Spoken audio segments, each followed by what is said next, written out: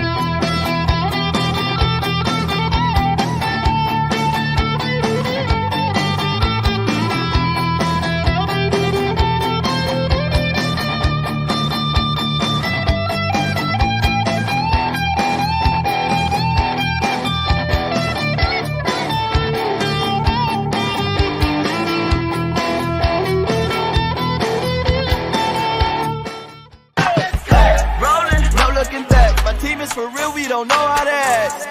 Yeah, I'm pointing out facts. If I point a finger, that's point of attack. Good point, who's next? Flag on the plate, now I'm causing them death. We bet on ourselves, so what you expect? A die-hard fan, never live with regret. Yes, sir. Go to my neck, Burgundy flex. Who wants the smoke? We bringing it home. Beat my gas. Look how we step. Who we got next? Step on the right, step on the left. Who do we rep? Commanders. Where's my soldiers? Right side. Commanders. Where's my soldiers? Left side. Commanders.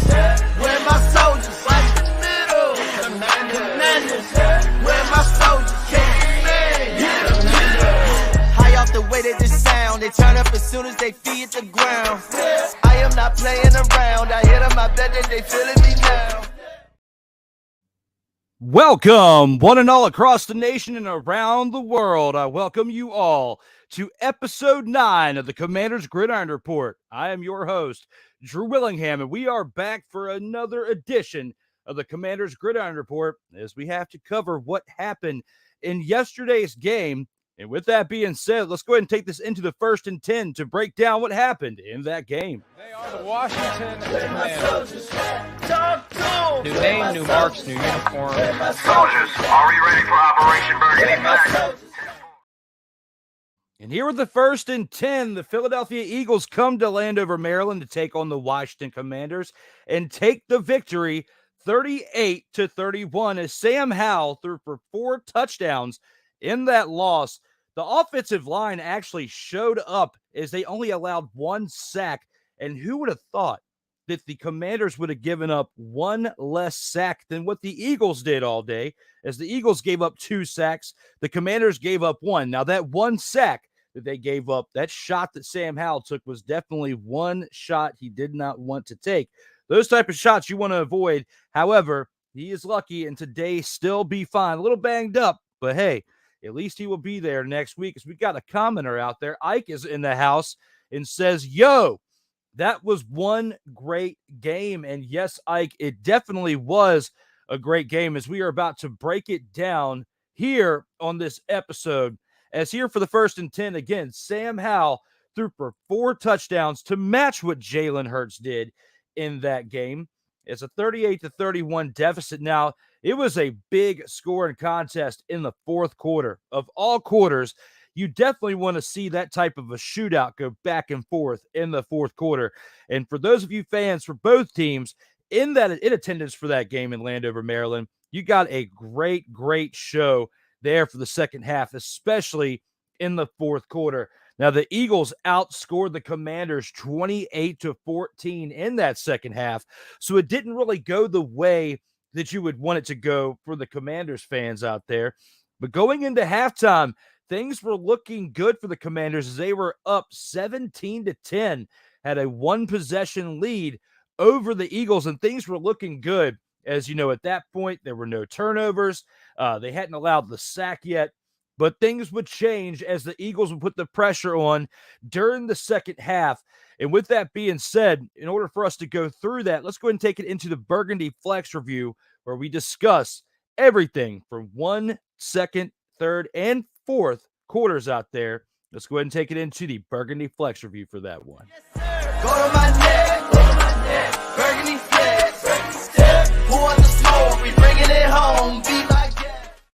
And here for the Burgundy Flex review as we break down what happened in this Week 8 contest with the Eagles. And this one right here, it was definitely a good matchup to watch. I mean, much, much better of a game than what we saw the week prior when they faced the Giants. When the 1-5 Giants faced off against the then 3-3 Commanders. The Commanders have now taken back-to-back losses and divisional opponents as well, as it doesn't help for seeding if you were trying to get close to that divisional number 1 rank at some point before the end of the year. Now, that's not going to happen. Let's just look at the facts. The best case scenario for the Commanders, if they won out, would be to get a wild card spot, because you're not going to get the division championship this year. With the way the Eagles are playing, then you have to go past the Cowboys, which not much of a contest in comparison to the Eagles. The Eagles on paper have done well, now 7-1 for their respective season. Definitely playing very well overall. Came into this contest 6-1. And it looked like they were almost going to be 6-2, especially going into halftime. But you can't judge a book by its cover, and you can't judge a game based on how things go in the first half, because as we saw going into the second half, things would change as the Eagles would outscore the Commanders 28-14. But let's look at the overall comparison between these two teams. 374 total yards in comparison to the Commanders' 472. The Eagles had 374 to the Commanders' 472. When it comes to passing yards, and you look at what the Eagles did last year, getting to the Super Bowl based on the play of Jalen Hurts, and he still showed up in this game, as the total passing yards that the Eagles had were 315 passing yards. Jalen Hurts, 319 of those. But, of course, when you equivalent sacks and other things into it, it was a total for 315. Now, in comparison to Sam Howell, what Sam Howell did, 397 passing yards in the losing effort.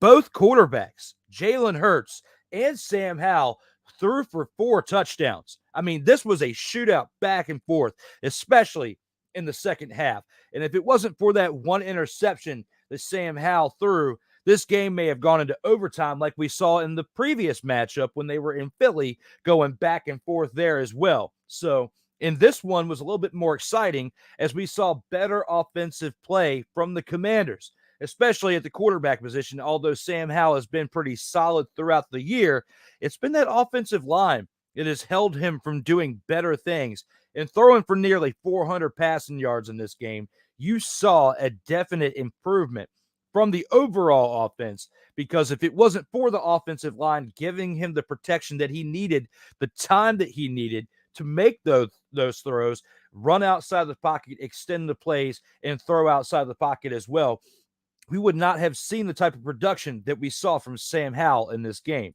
Now, the one thing that's still a huge, huge red flag on this Commanders team is the running attack. And when you've got 59 rushing yards on 10 attempts by your leading rusher, and that being Brian Robinson Jr., and then Antonio Gibson, 2 carries for 14 yards, it definitely was something to not be proud of, and you're not going to get anywhere, especially in these close games. That's what matters right there, is being able to establish the run. Sam Howell had 52 pass attempts. I repeat that again, 52 pass attempts. And we are seeing more and more games where Sam Howell is attempting over 50 pass attempts per game.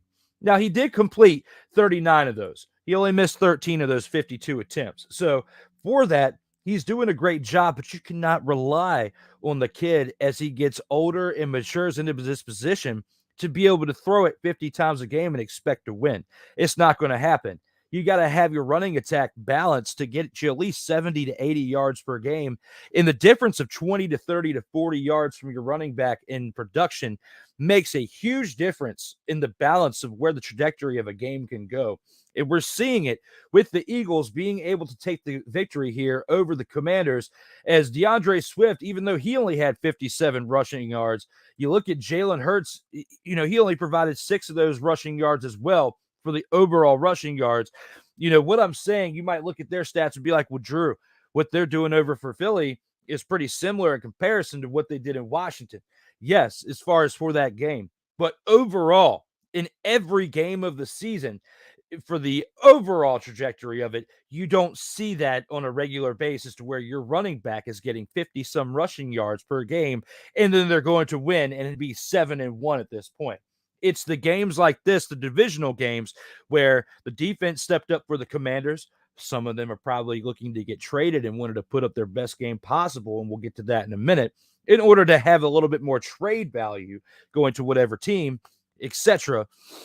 But overall, you cannot expect to win a game when your leading rusher has less than 60 yards in a game, and your next leading rusher on top of that only has 14 yards. If your leading running back is going to only have 59, 60 yards in a game, your next rusher should be at like 40 to 50 yards, to where combined, they're getting a total of over 100 yards on the ground to produce and contribute towards the overall production of this game and games going forward. So when I look at that for the Burgundy Flex review, that's basically the biggest thing that I have to take away from it, is the running a game for both the Commanders and the Eagles need to improve if they expect to do anything outside of this division. It's working out in the division for some of these games, but not within the outskirts of the division. Now, going into the defensive side, Nakobe Dean for the Eagles stepped up with 11 tackles and 1 assist. He was their leading defensive impact on the Eagles side. Nakobe Dean has definitely been a huge contributor to the Eagles defense and the positive upswing that they have had over the past few years based on their defensive play. The leading player on the defense for the Commanders was David Mayo with 6 tackles and 3 assists. Other than that, the defense was kind of quiet because Cameron Curl only had 5 tackles and 2 assists. Percy Butler, 4 tackles and 3 assists.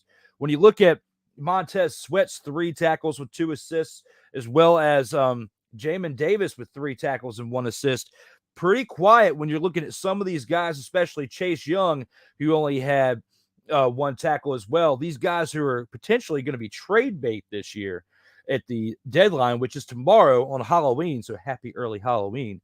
But some of these guys that are going to be trade bait, you want to have more production from them, because if you're going to expect some type of trade value in return and they're playing the way they are now, it's going to be tough to potentially move Chase Young for a good compensation package in return for what we could see between now and the deadline very, very soon. As Tuesday is getting here real fast, it's now 5:00 p.m. Eastern time on Monday, the eve of Halloween, the eve of the deadline. And we could see some moves being made now that the Commanders are 3-5 as a result of the past 2 games that we have seen in the past 2 weeks. We'll see. They've said out loud they're not looking to make any huge moves, but you got to plan for the future. And if you're going to lose some of these guys during the offseason anyway, you might as well make the moves that you can now and get the type of compensations that you can to help you out in the draft next year, or potentially the next couple years, depending on who you move and what you get in return. But back to the Burgundy Flex review.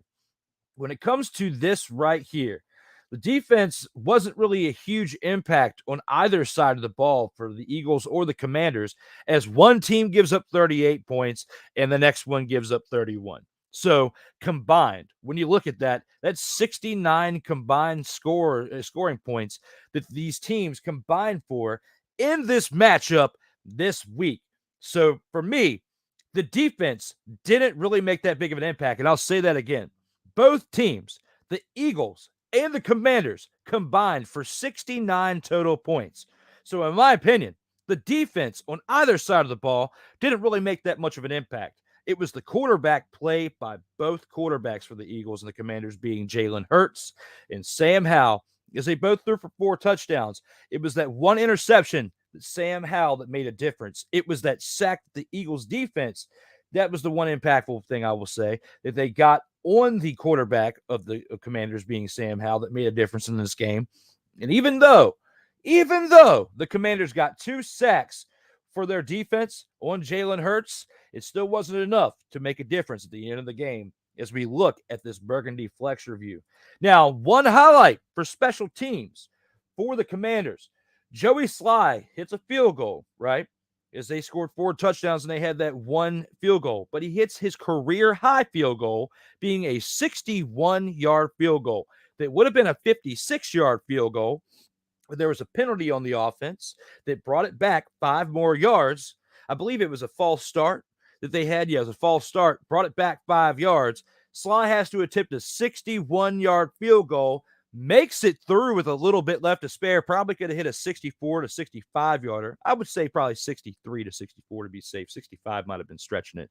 But hits the 61 down the middle. Beautiful kick and sets a franchise record for the longest kick by any Washington Commanders, formerly known as the REDSKINS, or WTF, hashtag WTF for the Washington Team of Football. Sets a record for the entire franchise history for the longest field goal ever in the almost 100 years of this team, in the 91, 92 years that this team has been around. So that's another positive from this game. There's many positives from the game as far as the quarterback play, the offensive line stepped up. There was just some miscues along the way. That interception that Sam Howell threw was pretty costly, along with a few other things that they need to improve on. But overall, bouncing back from losing to a dumpster Pelican team being the New York Giants the previous week, then coming into this matchup and hanging with the Eagles through and through from beginning to end, even though they got outscored 28-14, I have to give credit where it's due. The Commanders showed up. They did their job against a team that just went to the Super Bowl representing the NFC. Have to give it credit. This one, you have to look at what Eric Bieniemy's done as the offensive coordinator, because this type of play from this team would not have been possible last year with the previous staff that they have in there, being Scott Turner as the offensive coordinator. I think they're going to have to make some moves on the defense, especially replacing the defensive coordinator, that being Jack Del Rio, because he keeps giving up a lot of points, especially in some of these matchups to these good teams. Like, you look at what Buffalo did against them, and now you look at what Philadelphia's done against them a couple times and the amount of points that they are scoring. They're scoring a lot of points on this Commanders defense, and especially when you have the talent that you have on this defense, you're expected to produce more than what you're producing when you are this team known as the Commanders. Guys, that's going to do it for the Burgundy Flex review. We'll get into it a little bit more with the Soldiers of the Week breakdown after we come back from our first commercial break. Let's go ahead and take it to that, and I'll see you on the other side here in about 90 seconds.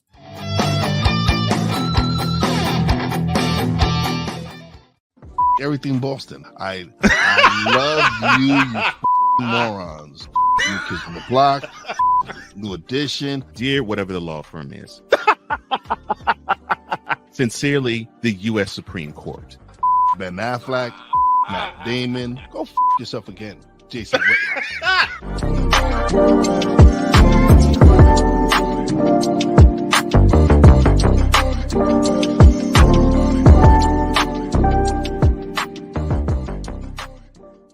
Oh, yes. The tradition, the pageantry, the spectacle, the history, the slut. Wait. I gotta rep my brother's stuff right. All my DMV soldiers, stand up! And welcome to the Commanders Gridiron Report. You want your Commanders to be repped right? Well, D. Willie is your man. Commanders Gridiron Report. Every Monday at 3:05 p.m. Eastern, 2:05 p.m. Central. Exclusively on the Sertoba Media YouTube channel. Music by J.KUL. Where my soldiers, right side. Commanders. Where my soldiers, left side. Sertoba Media, where the struggle is real to be awesome.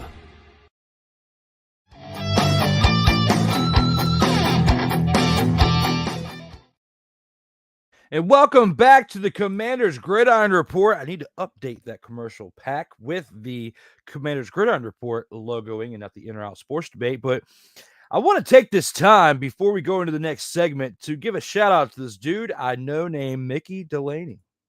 And Mickey sends me this message earlier today. Mickey says this: "What did I tell you about the chick-feeding, suck-ass Commanders?" Well, you know what, Mick? They lost. Yes, they lost, but to a great team there, Mick. And with that being said, I can't get that upset about it as we get ready to acknowledge the Soldiers of the Week. But what I will tell you is this: they may have made some mistakes, as we all make mistakes out here on these streets. They made some mistakes on the field. It is what it is. I cannot get that upset about it. But what I can say is this: you need to calm down out there on those streams there, man. Now, let's go ahead and take this into the Soldiers of the Week. Where my soldiers, right side, Commanders. Where my soldiers, left side. And here with the Soldiers of the Week, let's go ahead and break down the ones who were the standouts in this game in this past week. Right here, we got to look at A.J. Brown, who had 8 receptions for 130 yards and 2 receiving touchdowns, especially that first touchdown. For those of you out there who didn't see, he kind of twirled around and had the one-handed catch or whatnot. That, with the type of coverage that he had on him, was an absolute great play to make when it comes to A.J. Brown. Have to give him a shout-out for what he did. Even though he's part of the other team, have to give him a shout-out for what he did when it comes to A.J. Brown. Next, we'll look at Sam Howell. 39 completions on 52 pass attempts, 397 passing yards with 4 passing touchdowns. Sam Howell showed up and played like a dog. He did. He absolutely showed up. You have to give the man credit when it comes to what he did out there on that field this past Sunday. Have to give the man credit. He did a great job. Now, let's go back and look at the last Soldier of the Week. And that being Jalen Hurts. 29 of 38 pass attempts completed. 319 passing yards with 4 passing touchdowns. Another dog out there doing the things he did on that field. And it was because of the play by him, the leadership by him, that's what helped this team get over the hump and win to get 7 victories in 8 games for those Eagles. Doing a great thing out there. Have to give the shout out to them. Even though they are a rival, they are doing great things out there in the field, and that's why they are part of what is now being called the Soldiers of the Week. So with that said, the standouts from this past week, again, I have to give it to A.J. Brown, I have to give it to Sam Howell, and I have to give it to Jalen Hurts for what they did out there in Landover, Maryland during their Week 8 contest. Now, that's it between the Eagles and the Commanders for this year. As you know, the Eagles sweep them 2-0 in the series they have had this year. It's looking definitely up and great for the Eagles going forward. But when it comes to the Commanders, the best that they can hope for, in my opinion, is to go 9-8 to finish this season. There's going to be some moves that are made during the offseason, as this is going to be an evaluation period for the rest of this year, as it currently has been the entire season for this new ownership group, as they have been looking at things from afar, seeing how the management's doing things. And, you know, for Riverboat Ron, it's not looking good coming back as the head coach next year, especially the one play that he should have challenged yesterday where the ball was dropped by the receiver. You know, when Smith had the ball and he dropped it. Had he challenged that, things could have gone a completely different way, and the momentum would have kept being in the favor of the Commanders. But from that point forward, the momentum shifted as we saw what happened from that point forward as the Eagles continued to knock on the door and take that win away from the Commanders. So let me know here what you think in the comments, whether you are with us live or you are syndicated as you're watching this post-live production. And it looks like Ike has a comment as he says, the Giants are not dumpster Pelicans as they almost beat the Jets. Ike! Stop it. Get some help. Come on now. You came into the matchup last week 1-5. Yes, you got the win against the Commanders. Yeah. and you were slightly competitive with the Jets yesterday. Yeah. But you want to get excited about a contest with their backup quarterback, that being the Jets quarterback, being Zach Wilson, in your matchup. When you have Tyrod Taylor and then you have your other backup quarterback, I forget what his name is because Daniel Jones is not there. You can't get that excited about what happened. Yes, if it wasn't for Saquon Barkley, he's the one that kept you in that game. But you're going to have to hear more about what I have to say about this tomorrow on Total Football Talk. And that's where Let me talk to you. will happen when it comes to this subject right here. And that's when Charles Barkley will say this if you don't like it. That's terrible. Because as always, you, Ike. You can't handle the truth. Acknowledge me. Come on now, Ike. Get it together. Guys, keep those comments coming, and we'll acknowledge them as we are now at the midway point of this show. Let's go ahead and take this into the next segment and see what we got to say here for the Showstopper. High off the way that this sound, they turn up as soon as they feet hit the ground. I am not playing around. I hit them, I bet that they feeling me now. What adjustments should the Commanders make to improve from Week 8? The biggest thing that I was talking about earlier was they need to establish more of the run from these running backs. I mean, if the offensive line is going to do what they did in this past game, they showed up. They're run blocking, their pass blocking. Everything was looking much, much better than what we had seen in the previous 7 games. I mean, even in the 3 games they won, I was seeing much, much more improvement as you were doing this against the reigning NFC champions who just, represented the entire NFC in the Super Bowl this past February. So when I look at that, and the Eagles team hasn't changed much since then, what this offensive line did was far beyond the expectation that I had going into this game. Now, because it was a divisional matchup, of course, the rivalry history, these games do tend to be a lot closer than what we see out of any other game in the season with any other opponent, especially when the Commanders are at their worst. But the Commanders are not at their worst because if you've been paying attention over the past 20, 25 years, we've seen several more teams from this franchise that have been far, far worse than what we've seen out of this 2023 team. So the positives, the sparks, what we're seeing, have to be excited about it. You have to be excited what you're seeing from your quarterback in Sam Howell. The adjustments that they need to make is you need to not allow your defense to give up 38 points in the game because, 38 points given up will definitely guarantee you a loss most of the time. Unless your offense can score 40-plus points a game. That's the only way that's going to be feasible. And you have to have a better balance on that defensive side if you're going to get anywhere out here in the NFL. Now, as we're seeing, any given team can win on any given Sunday, as we saw the Broncos beat the Chiefs this past weekend.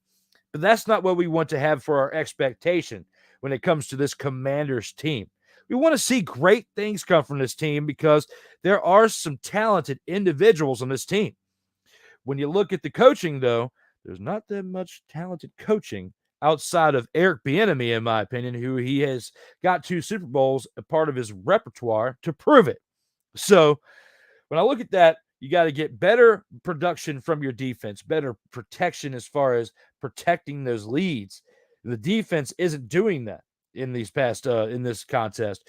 You did well the week before when you only gave up 2 scores to the Giants, I guess.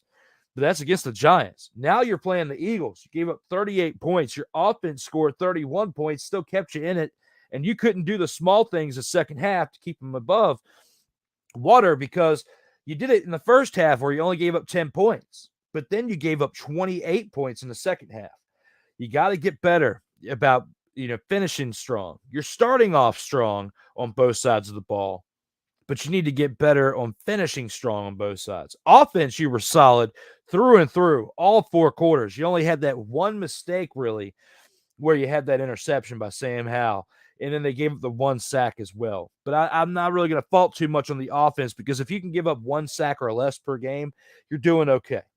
So with that, I can't even get upset with the offensive line when you've thought about the games that they've given up 6+ sacks in a game where you're worried about the health of your quarterback.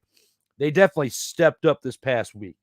And we'll see how that carries them into this next contest with another team that we'll talk about very, very soon when we come back from this next commercial break when it comes to the opponent of the week. Stick around here in about 90 seconds when we come back from the commercial break. We'll talk about who their opponent of the week is. We'll see you on the other side.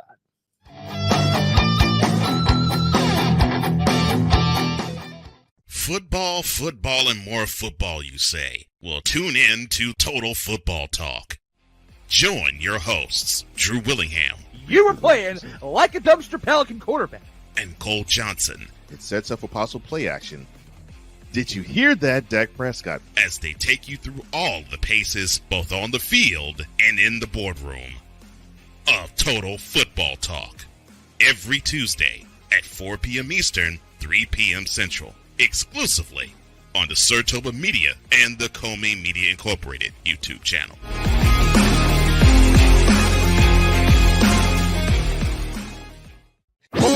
If you're looking for a sports program that gives you the flavor.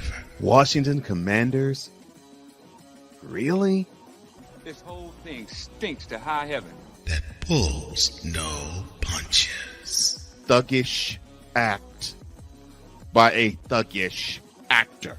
That gives you some humor. Praise everything LeBron does and never criticize it. If you want a show that gives you good times, then this is that show. BS3 Network proudly presents. I am Cole Johnson and welcome to Cole Sports with a Z. Every Friday on Patreon and every Saturday on YouTube, Spreaker, and all other outlets.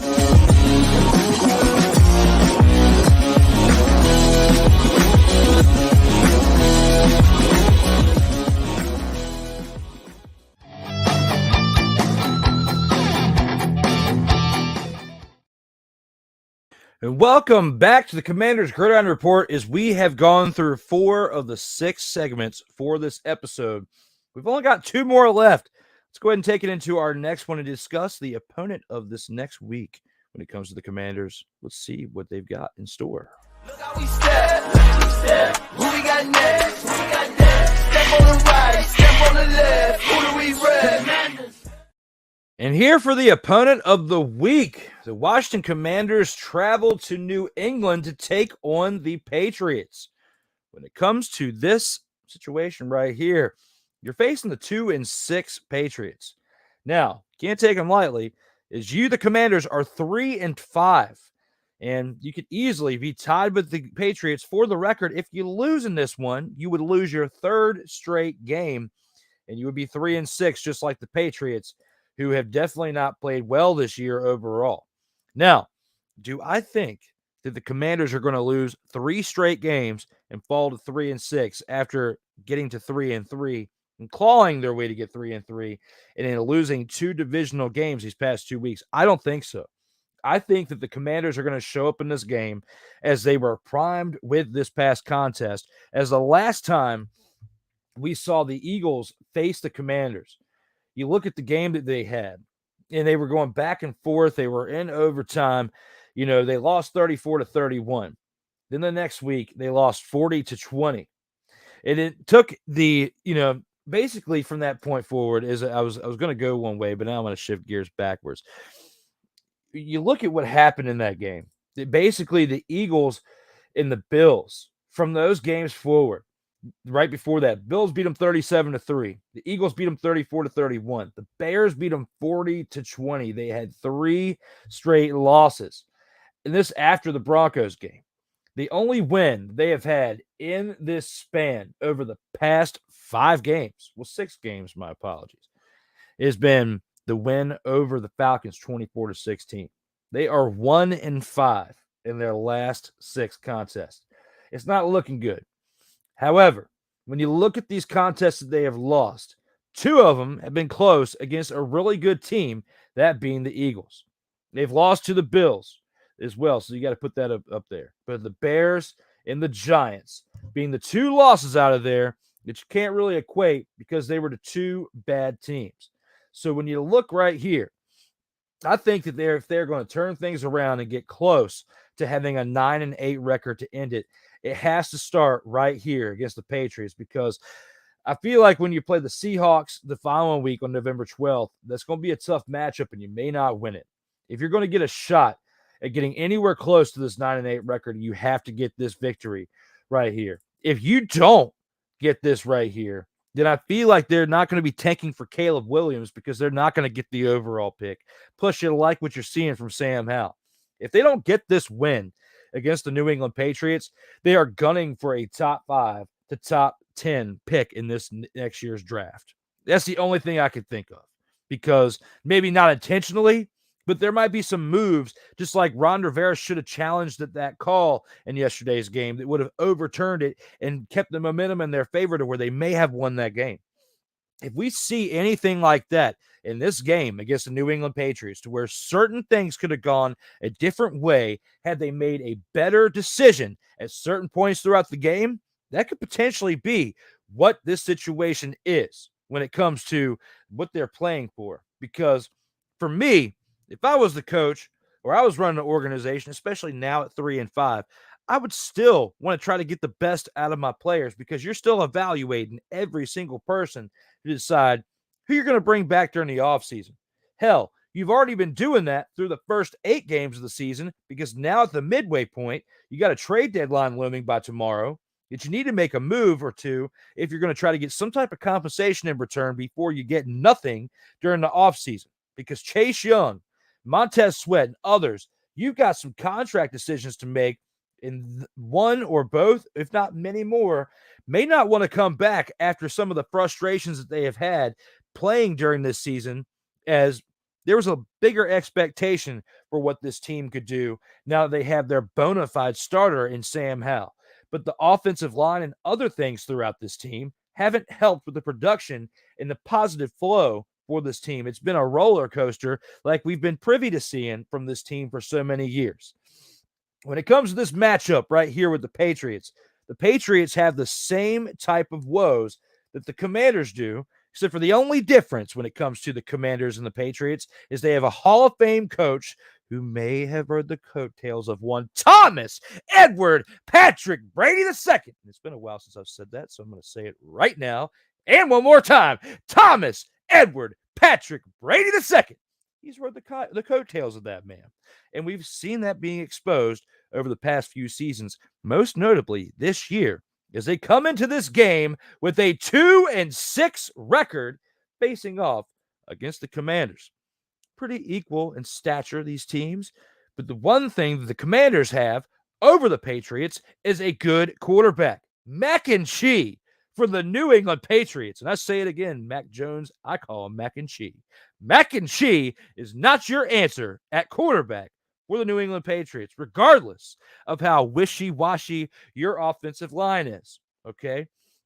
They don't really have the same type of offensive line cracks that the Commanders have had throughout the first 7 weeks of this season until this past week when they wanted to show up. If we get the production that we saw out of the Commanders yesterday in their game against the Eagles, and again from what they showed the previous time they played the Eagles, if we see that Washington Commanders team show up in Foxborough this weekend, then that team is going to beat the Patriots this weekend. I feel like there's a good chance that the Commanders walk away with this one, not because of the overall record of what the Patriots have, because they got one more win than the Patriots. No. When you really break it down, this offensive line, this offensive team, with that being the Patriots, has been struggling quite a bit.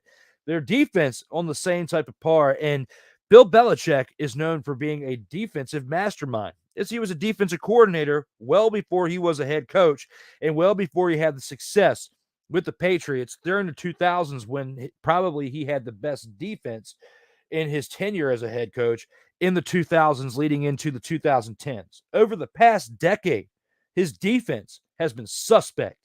And if Sam Howell shows up and throws for 350 to 400 passing yards and 3 and 4 touchdowns, this team's going to win, and win pretty handedly by at least 14 to 17 points. But it's the NFL. Anything can happen on any given Sunday with any given team, as we saw with the Denver Mother, Father, and Broncos as they beat the Chiefs. And that's the second time I've said on this show, is I give a bing to the Total Football Talk show that you will see tomorrow at a special time, 11 a.m. Eastern time, as we will be on our usual networks like Sartoba Media and Comey Media YouTube channels, as well as like LinkedIn and Twitter and all that. But we will also be streaming for the first time on Pro Sports Fans, an app which I will give you more information here on the final drive when we get to that here in a second. We wanted to give a quick bing to that show as I was plugging the Broncos and the Giants and the other things that happened over this past weekend and their matchups throughout different points in this show. Even though this is a Commanders show, you have to show love for the other shows out there, and especially as you see in our commercial breaks that we have taken. With that being said, we've now gone through 5 great segments, and we only have one more to go through before we wrap things up, and that is the final drive. We bet on ourselves, so what you expect? A diehard fan never live with regret. Yes, sir. And here with the final drive, my closing thoughts heading into Week 9. You know, it's been a wild situation. As you know, I broke it down pretty handedly when you look at the past 6 games by this Commanders team going 1-5. Now, I threw a shade at the Giants for coming into that contest last week 1-5. The Commanders being 1-5 in the past 6 games, they are playing like dumpster pelicans. And I look forward to going off on you guys very handedly on tomorrow's Total Football Talk with Cole Johnson. It is going to be one great show tomorrow with my guy, Cole Johnson, as I light you up like a firecracker tomorrow, Commanders. I have been nice and respectful throughout this show. I cannot promise, as I will have an extra day to stew on it. You caught me off guard this week when it comes to certain things, and especially when it comes to that one thing that really grinds my gears with Ron Rivera not throwing that challenge flag as he had the opportunity to do, throw that challenge, and it could have changed the momentum of this team. Kind of like when you should have taken a timeout, when I said you should have taken a timeout a few weeks ago. All you had to do is this, followed by this, say timeout, and take time and ice that kicker like you should have. But you didn't. And that was during that overtime matchup against the Eagles. And you would have thought that you would have made this decision a little bit better the second go around, when all you had to do was one less thing. You didn't even have to do this, and you didn't have to do that. 3 motions, 1, 2, and 3, all together for a timeout. All you had to do this last time, and this is yellow, but it still does the same thing, where you pull the flag out of your pocket and you throw it up in there. That was a towel. But the other thing you could have thrown was a flag, and you didn't do it, Ron Rivera. All you had to do was challenge, and you didn't fathering challenge. Ron Rivera, you do not need to be the head coach of the Commanders. And that's how I feel. That's why I just went off on you, Riverboat Ron, as you need to get it together out here on those fields, because you are the head coach in question, the one who goes into the locker room at halftime and just lets them figure it out on their own. You are supposed to do better at your job. Hashtag do better, but you're not. You suck. And that is why this team is 3-5, along with your boy, Jack Del Rio, who is the defensive coordinator, who is sucking too. You need to get together, because that is why this team does not have a great future ahead with you two leading the defensive side of the ball. It's looking very bleak, very, very bleak there, Ron Rivera. And that is part of my final thought for this show, as I got pretty animated. Guys, I want to apologize for one thing, as we normally start this show at 3:05 p.m. Eastern time on Mondays. This past weekend, I got knocked around like a dumpster pelican, as it was a pretty busy weekend at my full-time career. And I'm used to working 4/10s, Wednesday through Saturday. It was a great thing I had going on for almost 7 years between my previous career and this other career that I started within the past year in the IT field. And then this past week was the first week where we had to move from 4 10s to 5 9s, except for I didn't work 9-hour days. I worked like 10, 11, 12, 13, 14-hour days, mixed and sprinkled in there in variety of different things because it was a busy week. But it was probably the busiest week of this seasonal part of this year in the fall. So I can't get upset or anything. Plus, it's overtime and it's money, so I like it. So, and I like what I do, along with what I'm doing here with the podcasting game and trying to build this Sartoba Media brand, along with the people I collaborate with. But I have to say that this past week knocked me out. I was knocked out from all that work, and with everything my body's been through over the past year and a half. When it tells me to shut down and take a break, that's what I did. And that's why this show started off a little bit later today. As yesterday, I went to bed, didn't set an alarm. I slept in pretty good. And I work mid shift to where I work, like 4 p.m. to like 1, 2, 3, or 4 o'clock in the morning and work like 45 minutes from my house. So it's a lot of traveling. So I'm used to being up late, used to being up between, 5, 6, and 7 o'clock in the morning. So I didn't fall asleep till this morning, woke up. It's like 2 o'clock in the afternoon, and I still had to do some things to prepare for this show. So that's why this show started late today. I had to recover, had to get rest. I'm actually on PTO this week, which is great because I got some things I need to take care of before it gets cold outside. Got some personal things I got to do, some yard work, some other things that we have to put as part of our priorities that I've been kind of pushing back for a little bit. So for myself, you will see an increase of me being here on the interwebs and the streams this week as we got Total Football Talk tomorrow. It's regular time like I announced for this week. But I'm also making 3 guest appearances this week. And that is one for the Wrestling Realm Wednesday night at 10:30 p.m. Eastern, which you can find on the Wrestling Realm on their YouTube channel. I'll also be making an appearance on No Credentials Required the same night at 8 p.m. Eastern time for about an hour and a half. That's usually about the average of their show. And the following day, I will be on with Kyle Nash on the Student of the Game show that he has, and we will be talking what he likes to call stickball, the World Series, and some football and some other things as well. So those 3 guest appearances you can find me on this week, as I will be using a small portion of my PTO to at least give back to those who I don't have the usual availability to do, because when their shows go live, I'm working my full-time job. So it'll be an honor and a privilege to be a part of those shows. Again, there's no credentials required on Wednesday from 8 p.m. Eastern time to about 9 to 9:30 is what they average on their time frame. The Wrestling Realm that same night from 10:30 p.m. Eastern time until whenever the shenanigans ends, because I love that show. I look forward to talking some wrestling with my guys over there. And then Thursday with my man Kyle Nash of the Student of the Game. You can find me there around 8:30 to 8:40 p.m. Eastern time. I'm not sure. I'll get back to you on that. But those 3 guest appearances will be happening for me this week while I'm on PTO. I'm enjoying it. I'm getting rested up. I'm also taking care of some things that are priority, things that I've needed to take care of while I have the opportunity. But the best part about this is the extra time I get to spend with you, the people.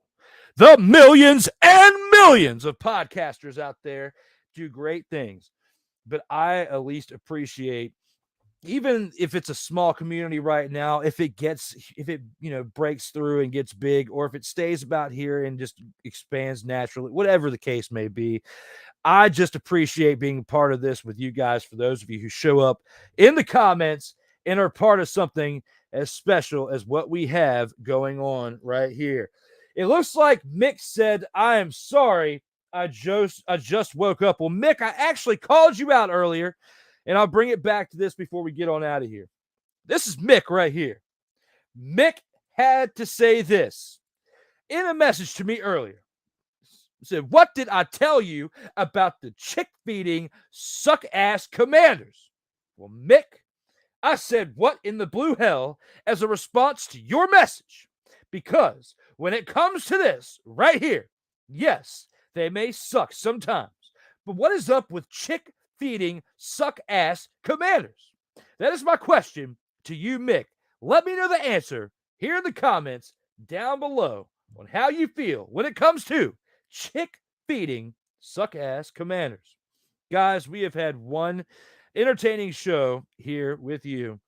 Thank you for those of you who commented throughout. Ike, Mick. And for those of you who watch this after it's live, who like and share and subscribe to the channels that are here for Sartoba Media when it comes to, Facebook, LinkedIn, Twitter, X, whatever you want to call it, Instagram, Threads, all these other different things we have, Snapchat, all these other different things that we have out there as platforms on social media. And most importantly, I wouldn't say most importantly, but also part of that mix that I didn't even say, this should have been part of that important list, is TikTok, because Sartoba's been growing now over 1,100 subscribers on TikTok. So for those of you out there who are part of this group of people, the VIPs I like to call you, thank you as always for tuning in and being part of something that's special to me and something that I have fun on the very little free time that I have each and every week, being able to give you a little piece of myself out here on these streams. Thank you as always for tuning in. We've only got one more thing left to do on the way out of here, and that's look at one badass outro. I am Drew Willingham. Everybody stay safe out here in these streets. Who do we rep? Commanders, where my soldiers? Right side. Commanders, where my soldiers? Left side. Commanders, where my soldiers? Watch the middle. Commanders, where my soldiers? Now we step. Where my soldiers? Right side. Commanders, we rep? Where my soldiers? Left side. Now we step. Where my soldiers? Watch the middle. Command we red, where my soldiers can't play, hit 'em, hit 'em.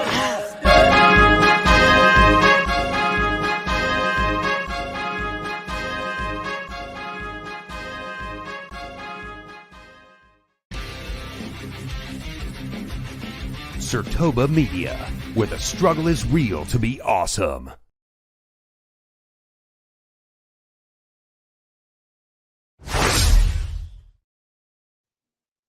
You ain't got to go home, but you got to get on up out of here. Thank you very, very much for tuning into this week's episode of the Commanders Gridiron Report. I will see you all next week with episode 10. Everybody, stay safe out here in these streets.